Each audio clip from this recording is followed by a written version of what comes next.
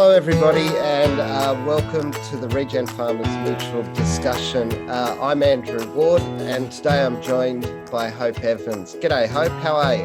Good. How are you, Andrew? Yeah, very well. I'm really excited to have this conversation today.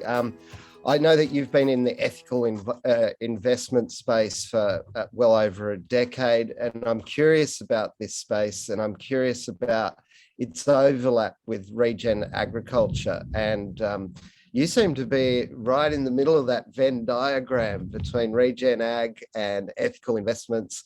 And I'd love to, explore what's going on in your world and how you see the world. And hopefully that can bring up some insights for our members who'll be watching this recording. So thank you for joining us today. Hope, maybe if you could introduce yourself for those people who haven't met you. Tell us a bit about yourself.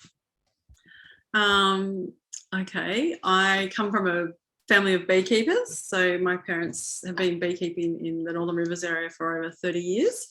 And my brother and my partner also work for that business, and I work from a more business strategic level for them, not actually doing the bees myself, although we do have a few of our own bees that I look after. And then, so they run about 1,000 hives in the Northern Rivers, doing, our biggest seller is probably, or our biggest income is the Manuka, and we export most of that overseas. And then I have another business, Simply Ethical Advice, where I am a financial advisor and specialise in ethical investment. So I only work with clients that have ethical preferences or values, or want to invest in line with those values.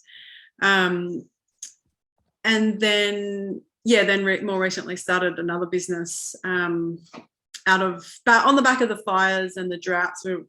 Our bees were really fire and drought affected just before COVID, and that was a lot of fear, and my central nervous system took about 12 months to recover from that. And that sort of spurred on just looking for more solutions quicker, and went to a couple of talks with Charlie Arnott and Misty Creek Agroforestry, and was just learning generally more about regen ag, especially after watching Kiss the Ground, which was really, that sort of brought me out of my panic that we're all going to die. Like, so for me, when COVID happened, I was like, I don't know why everyone's stressed out, because we're all going to die anyway. So why are we even worrying about COVID? That's how bad it was. So yeah, just doing more and more research into the space, and then just came up with the idea of doing. Yeah. What's the name of that business that you've created there? We've started a new business called Farm Wild, where we're looking to do native food agroforestry for both native food, and then native flowers, timber, and Manuka honey. So basically creating agroforestry forests with all natives, which is essentially reforesting, creating habitat, and also multiple revenues of income. Because you can also add in there biodiversity credits and carbon credits as well. Right. And how many of you are in this business? Is that the family Manuka business, or is it a broader group? It's me and my business partner Jane Holland.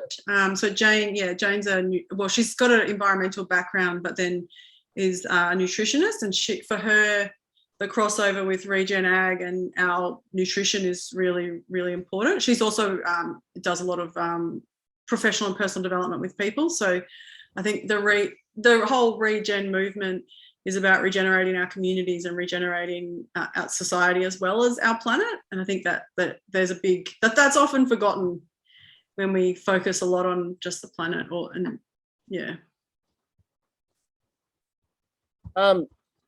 That's a really good point. I guess within the ethical investment space, it really talks to the humans behind the investments as opposed to just the mechanics of the investment.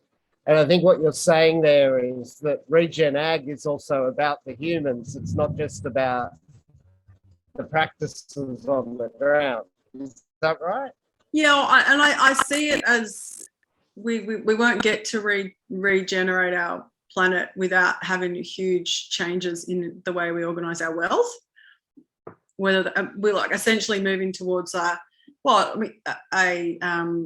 circular economy, or an economy that doesn't just create crap for selling it. And we need to be thinking like it's involving all areas of the economy as well. Yeah, and I think regen ag is part of regenerating our whole planet. Yeah. Great, thanks, Hope. I'd put myself on mute just in case the rain that's belting down on my tin roof is affecting this. Sorry if I'm yelling at That's you. okay. I can't hear it. Excellent. All right, so let's talk a bit about the background that you've had commercially that led you into the financial advisory space and then into the ethical investment space. Can you tell us a bit about that journey? Yeah, so I grew up in Byron with very alternative hippie parents, and I thought they were a bit crazy. And I thought the world couldn't be possibly as bad as what they're saying. So we grew up in a beautiful bubble in Byron Bay. Going to the beach before and after school. I went to the local Steiner school, so it was paradise really.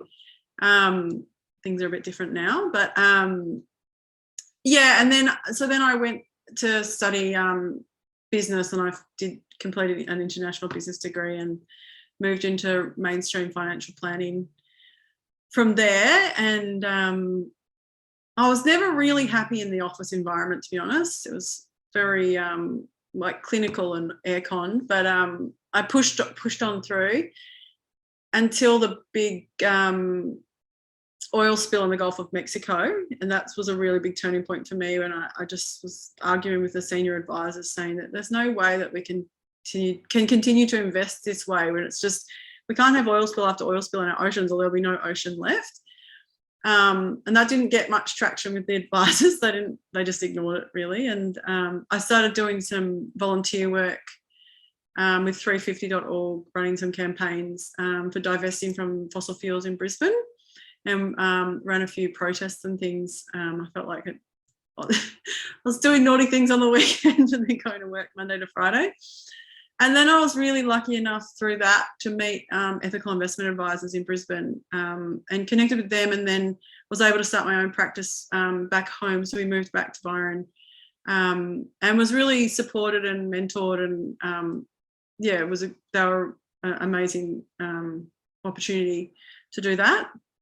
And so yeah, we're pretty hard on the ethics. There's a lot of greenwashing in our industry. There's no definition of ethical. You can say you're ethical and you just remove one stock from your portfolio. And so yeah, I think there's a value in seeing an advisor when we pull apart all the investments in quite a lot of detail. You're on mute. Yeah. Sorry about that. It is belting down, isn't it, the way? It's been lovely, gentle rain all day until I start to try and do a Zoom interview. If I could get you to dig in, so the greenwashing is a fear for farmers that, what they want to be involved in is credible on the ground farm practices. They see a lot of greenwashing, don't want to be a part of that. What did you learn about greenwashing and ethical investments being in the financial investment space? What did I learn about it? Yeah.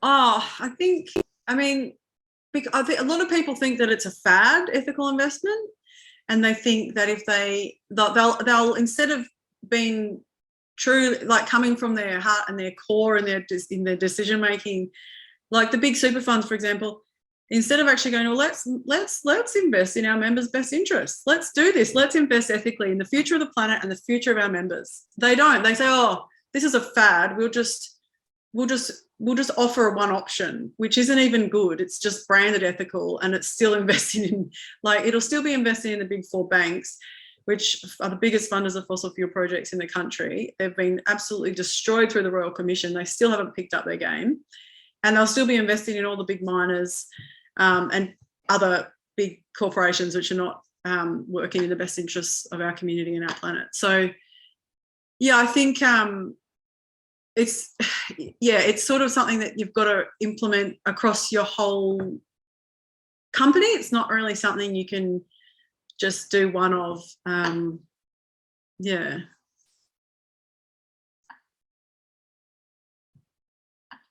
There's different levels. So there's a really good website, and I don't want to get this wrong. This is like me trying to do an ethics subject. It's so hard because I'm like, I know what's right. Don't teach me the theory of ethics. There's like ESG, which is environmental, social, and corporate governance. And so they say, lots of people will say, well, we have that across our whole system, but that doesn't necessarily mean they might consider it all. That doesn't necessarily mean they make decisions according to it or that they're strict about it. And then so there's a range of ethical investments, and then there's like ethical investments, and then there's like impact investments, where those investments essentially the investment's created for a social or environmental impact while also creating a financial return. And some investments are so themed. The investment strategy or investment theme is so ethical that they don't need to have negative screens or exclude investments like fossil fuels, because they're only focused on one small area that's so positive, like it might be a renewable energy fund, for example. They don't need to exclude fossil fuels because there's no way that fossil fuels would even enter in the portfolio. Yeah. Just to ask a dumb question, when you talk ethical investment and impact investment, what's the sort of dividing line for you? People have different definitions, but there is a really good website, the Responsible Investment Association Australasia have a really good page or graph, that shows all the different types of ethical investments and where they sit on I guess how ethical and how much work and effort goes into it. About ethical. It's like, I think it's Responsible Investment Association Australasia about ethical investment. Yeah, that's probably the best place to look. There's a lot of information on there, but it's very clear. Yeah, brilliant. And in terms of the impacts that investors want to see, is there a hierarchy between those that are saving furry animals, those that are climate, those that are food and nutrition related? How's the hierarchy organized? Well, I mean, everyone's different. So I have a set of standard questions that we ask people about their preferences. I mean, and most people tick the same few, but I guess climate's usually an important one for people, and environment is usually an important one. But then you have, that other people have specific issues they want to support or don't want to support. Mm-hmm. How would you help somebody who has a specific issue to identify and invest around that specific issue? Yeah, well, I mean, it depends. It depends. Like our portfolio, the portfolios that we build generally are built to fit a lot of people, but then we are able to exclude further investments as well. Yeah. But we just make a more bespoke portfolio. So I've got one client who is a not-for-profit around animal cruelty. So that portfolio was quite a big challenge to build, because generally speaking, in the investment world, it's not considered cruelty. Well, they still allow animal testing for medical purposes, not cosmetic purposes. So for that client, though, that wasn't acceptable. And like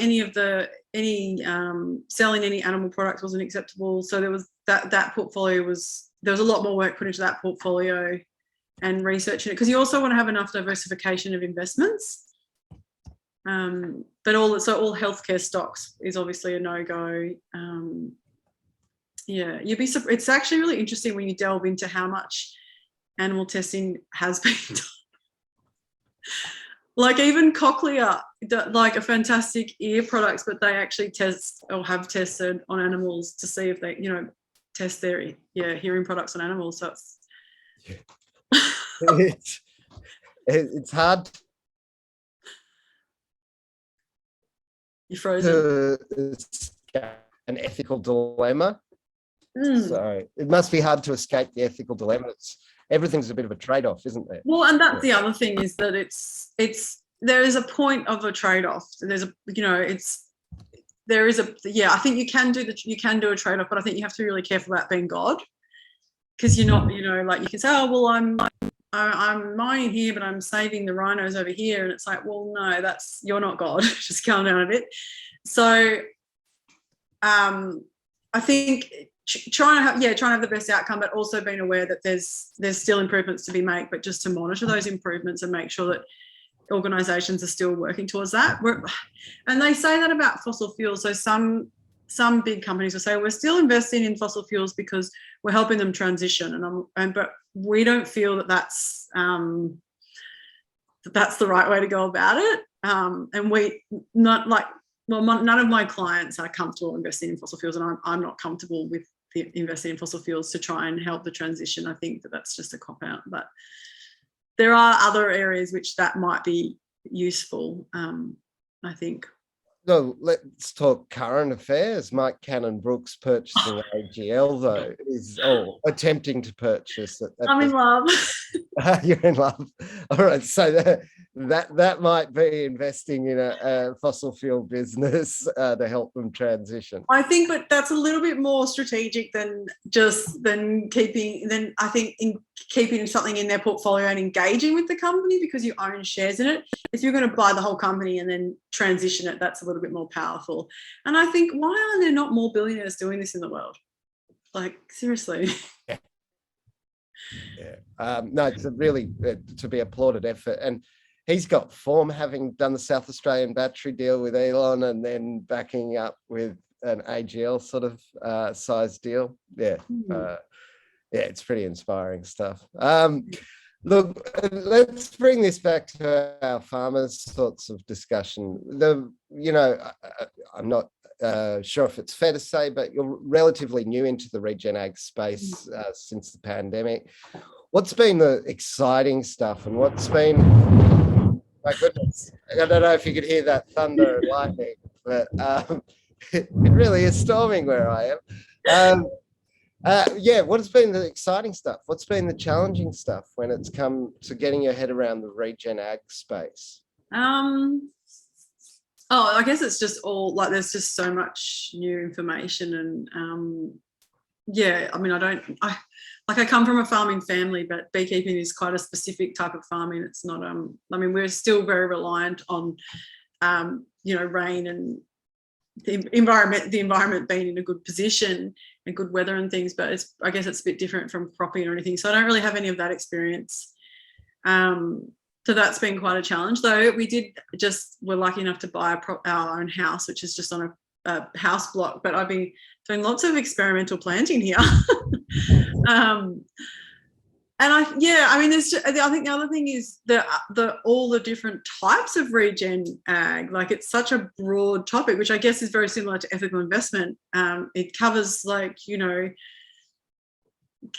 cattle farming to agroforestry to market gardens, and it's just it's so exciting, and it's and soil carbon, and there's a lot of science in all of those, which is they're all very different.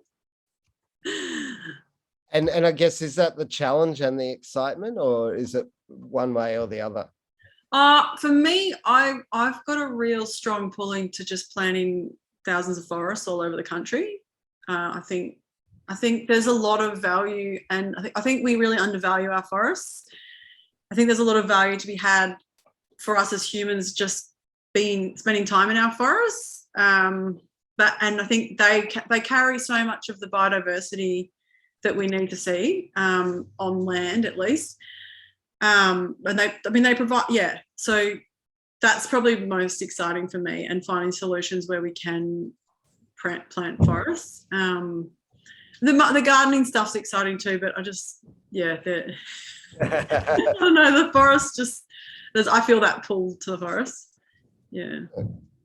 And I guess around your area, in terms of Byron Bay, it's kind of synonymous now with Instagram models and Hollywood actors. What's the agricultural context that you're working within like? I think it's really changed a lot since COVID, because there's been such a big turnover of property here. But I think that, I mean, there's a lot of people already doing a lot of regen ag in this area. Like, it's amazing. There's some really inspirational farms. And there's some people that really want to get on farms. I think there's a lot of farmers without the money to get on farms. And I think there's a lot of people that have bought property that maybe don't really understand what they're doing or don't want to farm it. And whether or not they let it go or pay people to manage it. I think it's a mixed basket. Just the land prices are really limiting in this area, which you probably know. Well, for those that don't, explain what's going on in terms of land value in Byron.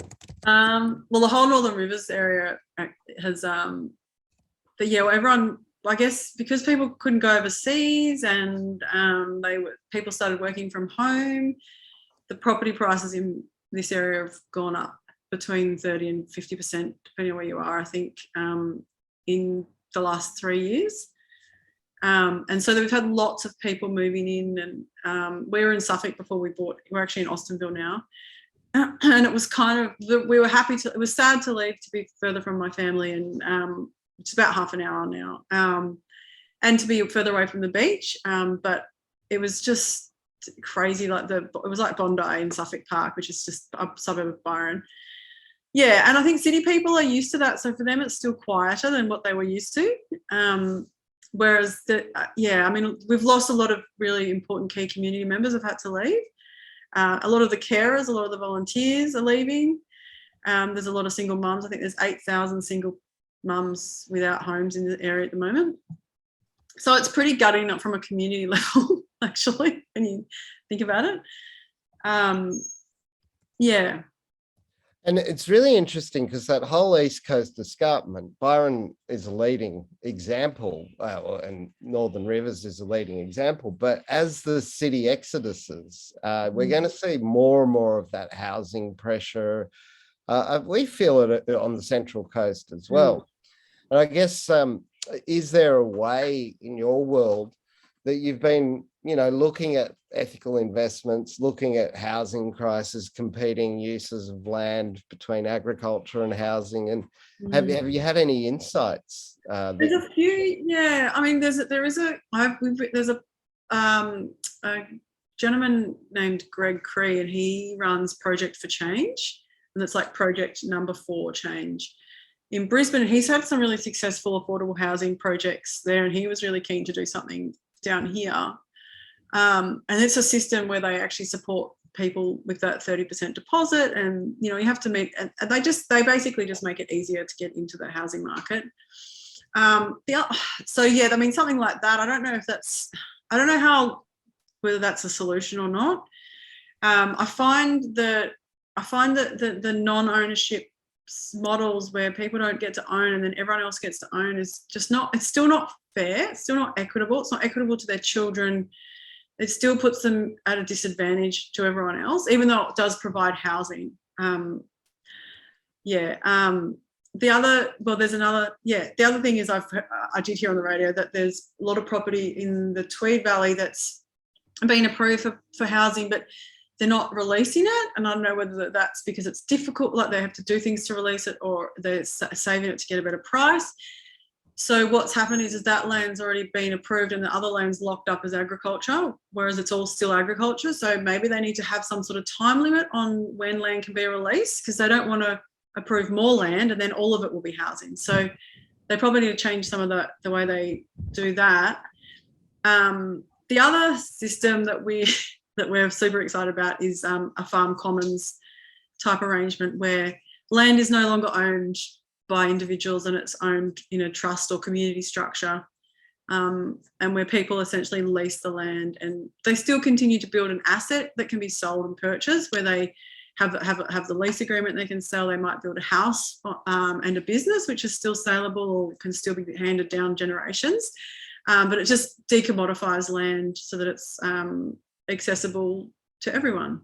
And yeah. Brilliant. So under that scenario, a piece of land might be owned by a land trust and a long-term lease provided to farmers or farmers who want to build houses and ideally people that want to do native native plant agroforestry. Yep. Yep. No, which is, so then there could be one family on the property, or there could be multiple families on the property, and the trust could own multiple properties. And then, the model that I really like is the Agrarian Commons or the Agrarian Trust out of the US. But I believe Joel Orchard's about to finish a really exciting paper on it. So I'm just biding my time to read that about which model's the most transferable to the Australian laws, I guess. Yeah, I've been actually with my ethical fields hat working with Joel on that. So yeah, it's very exciting stuff. We don't have quite like for like, but what we have found, can give you some exciting news, is that the Trust for Nature covenants legally, they've got a sustainable farming covenant, not just a protected habitat covenant, and that would enable sustainable agriculture and conservation values in a single covenant. And that single covenant can be provided to a private landholder or to co-owned land ownership, and to co-owned businesses that permanently lease land from a land trust. So there's some really exciting things about taking land out of the market through those covenants that prevent it from being developed as housing, and then using any mix of ownership, private or communal or cooperative, in order to then use that covenant and express conservation and agriculture values. It's pretty exciting stuff. Yeah. But yes, it will have massive applicability, you would think, to Byron and other areas, although it came out of Victoria. So I guess the final things to sort of bring up for me around why it's so exciting to talk with you is we've been talking about Regen Farmers Mutual and what we can do in your local area, and I guess I'm keen to share with others what your vision for a landscape impact that involves lots of farmers, that involves lots of conservation and productive value. What does that look like? Wow. I just go straight back to just planting a massive forest. Byron reforested, is it? Well, I guess, you could then some properties could just have some connectivity by planting smaller sections. It really depends on which area. That's a big question. I still didn't read that thing you told me to read. I'm not sure which one you're talking about. The environmental management plan for the area. No, you don't need to. But in terms of what are the things that you and your farmers in the Wild Collective, what are the things that you've identified as key wins if you could get that to happen? Well, for the landscape one, we haven't really reviewed. We just felt we hadn't really done much work on that.